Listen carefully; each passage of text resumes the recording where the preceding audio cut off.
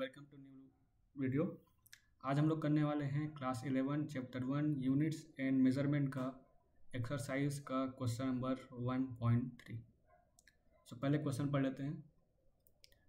A calorie is a unit of heat energy in transit and it equals about 4.2 joule, where 1 joule is equal to 1 kg meter square per second square. Suppose we apply a system of unit in which the unit of mass equals alpha kg, the unit of length equals beta meter, and the unit of time is gamma second, so that a calorie has magnitude 4.2 alpha inverse beta के power -2 gamma square in terms of new unit. ठीक है, तो question देखने में थोड़ा सा difficult लग रहा है, लेकिन इतना डिफ़िकल्टली है नहीं।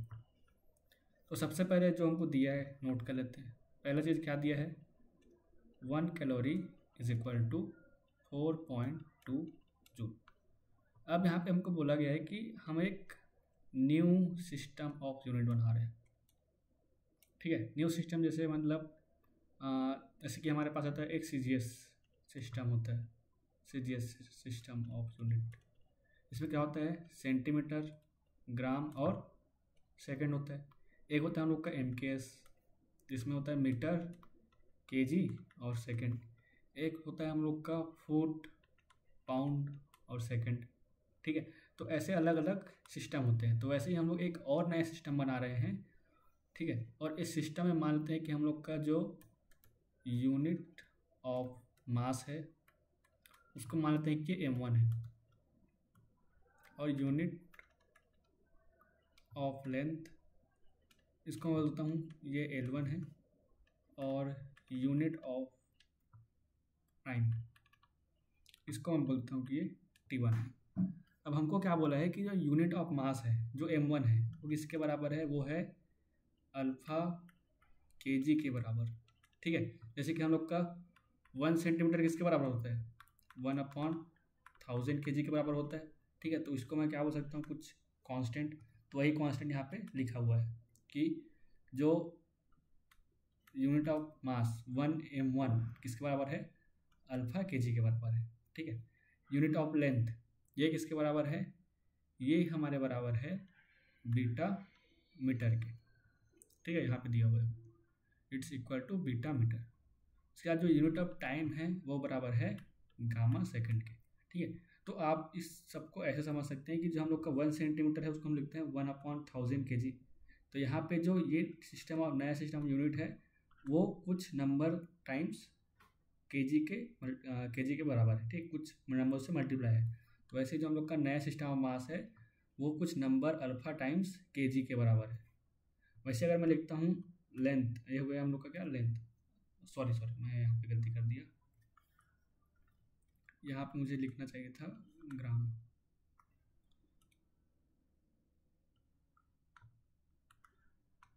ओके, यहाँ पे मुझे लिखना चाहिए था ग्राम। अगर मैं लिखता हूँ 1 सेंटीमीटर तो ये 1/1000 मीटर के बराबर होता है। तो यहाँ पर जो मेरा L1 है उसको मेरा कोई नया सिस्टम ऑफ यूनिट है। ठीक है, वो कुछ बीटा टाइम्स मीटर के बराबर है। जैसे कि मेरा 1 सेंटीमीटर कुछ नंबर्स टाइम्स मीटर के बराबर होता है। ठीक है, तो ये हम लोग का एक नया सिस्टम ऑफ यूनिट आ गया। तो इसको अब हमको बोला गया है कि हमको शो करना है that 1 calorie is equal to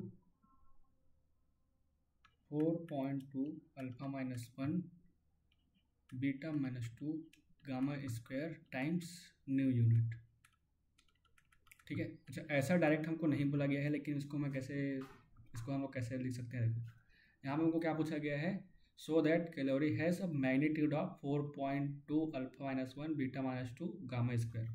तो ये जो हम लोग का पूरा पार्ट है ये हम लोग का होता है मैग्नीट्यूड। तो अगर मैं 1 कैलोरी को इस फॉर्म में लेके आ जाऊँ जहाँ पे हम लोग का न्यू यूनिट हो जाएगा और यहाँ पे कुछ सामने नंबर आ जाएगा, तो हम लोग इसको ऐसे शो कर सकते हैं। ठीक है, तो अभी तक जितना भी हम लोग का क्वेश्चन है ये यूनिट कन्वर्जन वाला ही क्वेश्चन था, तो ये क्वेश्चन भी वैसे ही आसान है। ठीक है, देखो तो मैं क्या बोला, मेरा जो मास का नया यूनिट है 1m1, ये किसके बराबर है? अल्फ़ा kg के। तो यहाँ से मैं क्या लिख सकता हूँ? 1 kg is equal to m1 upon alpha, ठीक है। और similarly 1 metre is equal to L1 upon beta, और 1 second is equal to T1 upon gamma, ठीक है। यहाँ पे जो मेरा 3 रिलेशन हम लिखे हैं, इसी के हेल्प से मैं तीनों चीज़ को मैं लिख दिया। अब जो मेरा 1 कैलोरी होता है वो होता है 4.2 kg metre square per second square के, ठीक है। ये भी हमको यहाँ पे दिया हुआ है, it's equal to 4.2 joule and 1 joule equal to 1 kg metre square per second square, ठीक है। तो बस अब मैं kg की जगह इस सब वालों को पुट करते जाऊँगा। तो यहाँ से हो जाएगा 4.2 kg की जगह हो जाएगा m1 अपॉन अल्फ़ा, मीटर की जगह हो जाएगा L1 अपॉन बीटा का स्क्वायर होल अपॉन, अब सेकेंड स्क्वायर हो जाएगा T1 अपॉन गामा का स्क्वायर। तो यहाँ से मेरा वैल्यू आ जाएगा 4.2 1 upon alpha square, sorry 1 upon alpha 1 upon beta square into gamma square, और यहाँ पे हो जाएगा m1 L1 square divided by T1 square, ठीक है। तो ये जो है ये मेरा हो गया unit of energy in new system, और ये जो है ये मेरा क्या है? मैग्नीट्यूड। अगर हम लोग और अच्छे से लिखें तो ये हो जाएगा अल्फ़ा की पावर -1, बीटा की पावर -2 और गामा की पावर 2, और यहाँ पे हम लोग का नया सिस्टम ऑफ यूनिट आ गया m1 L1 square upon T1 square, ठीक है। तो ये मेरा यूनिट हो जाएगा न्यू सिस्टम में। किसका यूनिट है? ये एनर्जी का यूनिट है, और ये क्या होगा? इसका मैग्नीट्यूड होगा। ओके, उम्मीद करता हूँ आपको ये वाला क्वेश्चन समझ आया होगा। ओके, अब बढ़ते हैं हमारे नेक्स्ट क्वेश्चन की तरफ। सो नेक्स्ट क्वेश्चन क्या बोल रहा है? Explain this statement clearly. To call a dimensional quantity large और small is meaningless without specifying a standard for comparison, ठीक है। तो हमको क्या बोला जा रहा है कि अगर कोई भी हमारे पास एक डायमेंशनल क्वांटिटी है, जैसे कि यहाँ पे दिया गया है एटम्स आर वेरी स्मॉल, तो उसको अगर किसी भी चीज़ को हमको लार्ज या फिर स्मॉल बोलना है तो वो मीनिंगलेस है अगर हम लोग कोई एक स्टैंडर्ड कंपैरिजन नहीं करते हैं, ठीक है। जैसे कि अगर मैं बोलता हूँ कि दिस बिल्डिंग इज, चलो मैं एक छोटा सा पेड़ बना देता हूँ, ठीक है। तो ये जो मेरा पेड़ है ये छोटा है। अगर मैं ऐसा बोल रहा हूँ तो ऐसे बोलने का कोई मतलब नहीं पड़ेगा अगर मैं किसी से कंपेयर ना करूँ। जैसे कि अगर मैं बोलता हूँ कि ये जो पेड़ है वो इस दूसरे पेड़ से छोटा है, तब यहाँ पे ये कुछ मीनिंगलेस होगा, कुछ मीनिंगफुल होगा, ठीक है। अगर मैं ऐसा बोल दिया कि ये पेड़ छोटा है और इसके आगे पीछे में कुछ लगा है, तो उससे हमको कुछ समझ नहीं आता कि किससे छोटा है किससे बड़ा है, ठीक है। तो हमको बेसिकली अभी यहाँ पे क्या करना है? यहाँ पे हमको बताना है कि यहाँ पे जहाँ भी हम लोग को ज़रूरत पड़ेगा वहाँ पे हम लोग को एक स्टैंडर्ड कंपैरिजन के लिए कुछ लगाना पड़ेगा, ठीक है। अब वो जो भी आंसर है वो अपने अपने हिसाब से कुछ भी आंसर चेंज हो सकता है। जैसे कि पहला क्वेश्चन है atoms are very small object, तो इसको स्पेसिफाई करने के लिए कोई बोल सकता है कि atoms are very small object with respect to a banana, ठीक है। तो यहाँ पे कोई क्या बोल सकता है? विथ रिस्पेक्ट टू बनाना, या फिर क्या बोल सकता है? Small object in comparison to tip of pen, in comparison to tip of pen, ठीक है। तो दोनों ही आंसर हमारा सही हो जाएगा। Okay, next, a jet plane move with a great speed, तो with great speed in comparison to bike और कार और साइकिल, तो हम लोग ऐसा कुछ भी चीज़ यहाँ पे लगा सकते हैं, ठीक है। The mass of Jupiter is very large, तो किससे लार्ज होता है? In comparison to mass of earth लिख सकते हैं हम यहाँ पे, ठीक है, ओके। यहाँ पे मेरा राइटिंग बहुत ख़राब मरा है, इसलिए मैं माफ़ी चाहता हूँ। आप लोग जो बोल रहा हूँ उसको समझिएगा, ठीक है। जो लिख रहा हूँ वो तो यहाँ पे अच्छे से नहीं हो पा रहा है। तो मैं इसको थोड़ा यहाँ पे ऐसे बना के लिखता हूँ। ओके, तो सी में क्या है, the mass of Jupiter is very large in comparison to mass of earth. हम लोग ऐसे लिख सकते हैं। डी क्या है, the air inside this room contain a very large number of molecule. ठीक है, यहाँ पे क्या हो रहा है, जो रूम के अंदर जो एयर है उसमें बहुत ज़्यादा नंबर ऑफ मॉलिक्यूल है, तो उसको हम लोग ऐसे बता सकते हैं कि in comparison to number of grains in 1 kg wheat या 1 kg राइस, ऐसा लिख सकते हैं कुछ भी। ठीक है, तो एक किलो चावल में जितना नंबर ऑफ ग्रेन्स हैं, उस नंबर ऑफ ग्रेन्स से भी बहुत ज़्यादा होता है एक रूम के अंदर एयर का मॉलिक्यूल्स।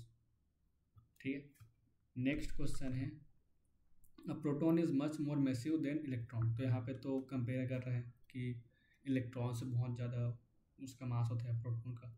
ठीक है, next is the speed of sound is much smaller than the speed of light. तो यहाँ पर भी कंपेयर कर रहा है, तो इन दोनों स्टेटमेंट को हम लोग को कुछ भी करने का ज़रूरत नहीं है। ठीक, ओके, बढ़ते हैं नेक्स्ट क्वेश्चन की तरफ। So our next question is question number 1.5। इसको मैं थोड़ा सा एडजस्ट कर लेता हूँ। ओके, सो क्वेश्चन क्या बोल रहा है, a new unit of length is chosen in such that the speed of light in vacuum is unity. ठीक है, तो पहले लाइन को मतलब समझ लेते हैं, आपको क्या बोला गया है कि speed of light in vacuum, ये क्या होता है, speed of light in vacuum होता है 3 × 10⁸ मीटर पर सेकेंड। इसका मतलब क्या है कि वो जो लाइट होता है वो 1 सेकेंड में 3 × 10⁸ मीटर ट्रेवल करता है। ठीक है, ये होता है जनरल केस। ठीक है, अच्छा, अगर मैं इसको किलोमीटर में अगर बताऊंगा तो किलोमीटर में क्या हो जाएगा, speed of light in kilometre क्या हो जाएगा 3 × 10⁸ इंटू 1/1000 किलोमीटर पर सेकेंड, क्योंकि 1 मीटर किसके बराबर होता है 1/1000 किलोमीटर के। तो यहाँ पे ये क्या हो जाएगा 3 × 10⁵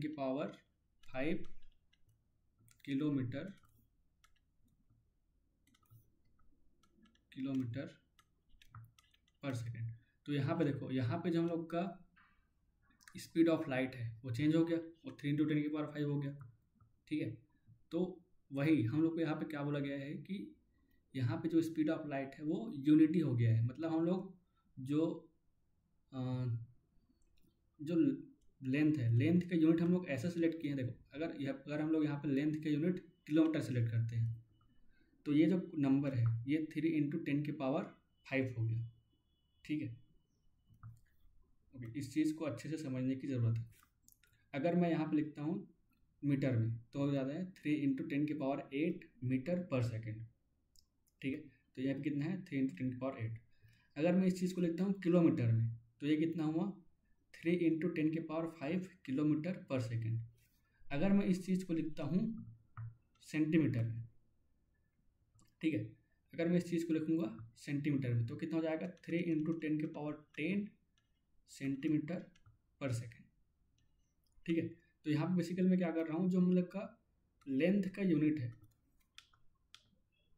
ठीक है, यूनिट ऑफ लेंथ जब मीटर था तब मेरा स्पीड ऑफ लाइट था 3 × 10⁸। जब सेंटीमीटर हुआ तो स्पीड ऑफ लाइट हो गया 3 × 10⁻10। ठीक है, उसके बाद जब किलोमीटर हुआ तो स्पीड ऑफ लाइट हो गया 3 × 10⁵। अब हमको ऐसा बोला गया है कि यहाँ पे हम लोग इसका ऐसा यूनिट लिए हैं कि स्पीड ऑफ लाइट हो गया है 1। ठीक है, पहले लाइन का मतलब क्या है कि हम लोग स्पीड ऑफ लाइट ऐसे लिए हैं कि हम सॉरी यूनिट ऑफ लेंथ ऐसा लिए हैं कि स्पीड ऑफ लाइट हो गया है 1, ठीक है। तो यहाँ पे स्पीड ऑफ लाइट 1 कब होगा? Okay, so speed of light 1 unit per second, ऐसा कब होगा? जब मेरा 1 unit of length is equal to 3 into 10⁸ metre के बराबर होगा, ठीक है। जब मेरा 1 यूनिट लेंथ का जो 1 यूनिट है वो 3 इंटू 10⁸ के बराबर हो, 3 इंटू 10⁸ मीटर के बराबर होगा, तब मेरा speed of light 1 unit per second हो जाएगा, ठीक है। तो पहला रैंक का मतलब आई होप आप लोग को समझ आ गया होगा। ओके, अगर समझ नहीं आया है तो इसको एक बार फिर से एक बार देखिएगा, अगर उसके बाद भी समझ नहीं आता है तो आप कमेंट सेक्शन में अपना डाउट पूछ सकते हैं। Okay, then what is the distance between sun and earth in terms of new unit? तो हम लोग का ये न्यू यूनिट है। अच्छा, ये जो न्यू यूनिट है मैं इसको कुछ नाम दे देता हूँ, ठीक है। ये जो नया यूनिट है इसको मैं कुछ नाम दे देता हूँ, इसको बोलता हूँ कि न्यू यूनिट, न्यूटन हो जाएगा यार, चलो ठीक है चलेगा। इसको मैं नाम देता हूँ न्यू यूनिट, ठीक है, 1 new unit per second. Okay, तो अब हमको पूछा गया है कि distance between earth and sun in new unit, distance between earth and sun in new unit, तो ये हमको पूछा गया है। अब distance between earth and sun कैसे निकालेंगे? हम लोग को टाइम कितना दिया है? टाइम दिया है 8 minute 20 second, it is equal to 8 into 60 plus 20 is equal to 500 seconds, ये होता है, ठीक है। तो 500 सेकेंड कौन रहा है? ये ले रहा है लाइट। लाइट जब अर्थ से लेके सन से अर्थ तक आती है तो 500 सेकेंड्स लेती है। तो डिस्टेंस कितना ट्रेवल करेगी? ये हो जाएगा 500 सेकेंड्स इनटू, अब इसका नया यूनिट कितना है? 1 न्यू यूनिट पर सेकेंड, तो ये सेकेंड से सेकेंड कट जाएगा और कितना हो जाएगा? 500 न्यू यूनिट्स, ठीक है। उम्मीद करता हूँ आपको ये वाला क्वेश्चन समझ आया होगा। अगर आपको ये क्वेश्चन समझ नहीं आया है तो आप कमेंट सेक्शन में पूछ सकते हैं, मैं इसको फिर से आपके लिए एक और अच्छे तरीके से एक्सप्लेन करके बना दूँगा। ओके, आज के वीडियो के लिए इतना काफ़ी है, मिलते हैं नेक्स्ट वीडियो में। Thanks for watching and all the best.